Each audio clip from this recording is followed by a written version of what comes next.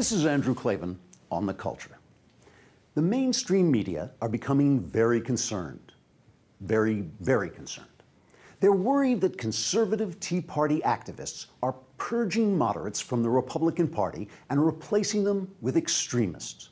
Reporters and commentators at CBS, CNN, and the New York Times, as well as other mainstream outlets, fear that conservatives are pushing the GOP to the fringe. So far, these dire warnings have gone unheeded because the majority of Americans distrust the mainstream media, which places the mainstream on the fringe, while most Americans share the Tea Party's basic principles, meaning the extremists are actually moderates. The extremist Tea Partiers, who are moderates, accuse the mainstream media, which are on the fringe, of shamelessly promoting a government of Democrats who are at the center of their party, which is now to the far left. For instance, the mainstream media, on the fringe, ceaselessly ridiculed Sarah Palin as being on the fringe because she was just like most Americans in the mainstream. They said she couldn't be vice president because she wasn't smart enough and instead supported Joe Biden. They didn't really do. Oh, they did.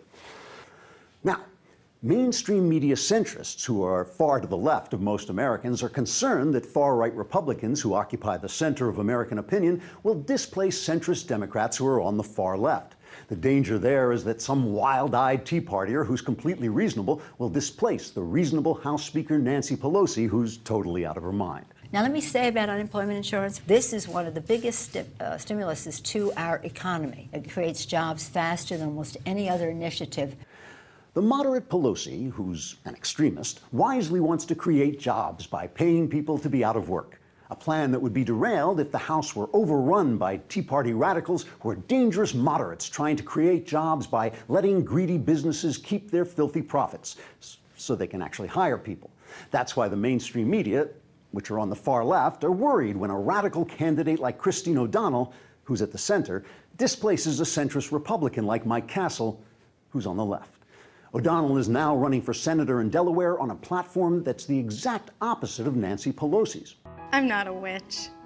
As Tea Party candidates drift further and further to the far right, which is at the center, the media and the mainstream, which is on the far left, are concerned our government will be occupied by people who don't have the insight. This war is lost.